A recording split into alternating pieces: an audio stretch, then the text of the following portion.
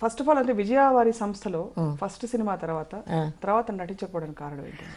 ఎందుకంటే వాళ్ళు ఆ సినిమా అయిన తర్వాత నన్ను రామారావు గారు, రేలంగి, నంగారావు గారు అందరూ పర్మనెంట్ ఆర్టిస్టులు అయిపోయారు అక్కడ.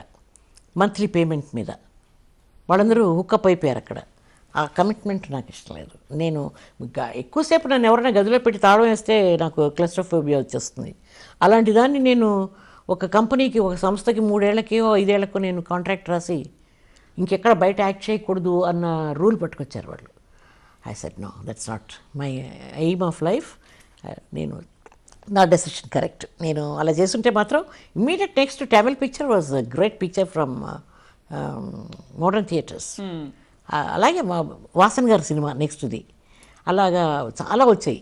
ఒకే చోట నేను అంటి పెట్టుకుంటే బహుశా నేను అదేమిటి మిస్సమ్మ, తర్వాత ఇంకేమిటి చంద్రహారమా, పాతాళ భైరవి అన్నిట్లో ఏదో వేషం వేసి ఉండేదాన్నేమో. వేషం ఏదో కాదు, హీరోయిన్ ఇచ్చి ఉండేవారు.